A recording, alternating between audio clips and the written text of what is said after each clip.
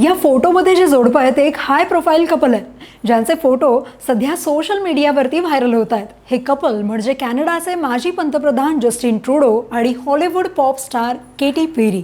क्रूजवर kiss करतानाचे या दोघांचे फोटो व्हायरल झाल्यानंतर नेटिझन्समध्ये चर्चेला उधाण आलंय. जस्टिन ट्रूडो हे 53 वर्षांचे आहेत आणि केटी पेरी त्यांच्यापेक्षा 13 वर्षांनी लहान म्हणजे 40 वर्षांची आहे. मॉन्ट्रियलच्या एका रेस्टॉरंटमध्ये हे दोघं एकत्र दिसल्यानंतरच त्यांच्या अफेअरच्या चर्चा सुरू झाल्या होत्या. 18 वर्षांच्या लग्नानंतर 2023मध्ये ट्रूडो यांनी त्यांची पत्नी सोफी ग्रेगोर हिच्याशी घटस्फोट घेतला. तेव्हापासून ते नव्या रिलेशनच्या शोधात होते. तर केटी पेरी हॉलिवूडमधलं मोठं नाव आहे. ती प्रसिद्ध गायिका असून तिची रोअर, फायरवर्क आणि डार्क हाऊस ही गाणी जगभरात सुपरहिट आहेत. फोर्ब्सच्या मते तिची सध्याची एकूण संपत्ती तब्बल $400 म्हणजे जवळपास $3,300 कोटी रुपये.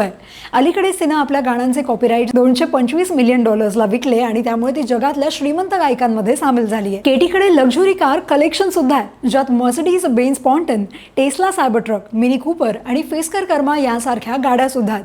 तसंच मॉन्टेसेटो, बेव्हर्ली हिल्स आणि लॉस फेलिसमध्ये तिचे अनेक महागडे बंगलेही आहेत.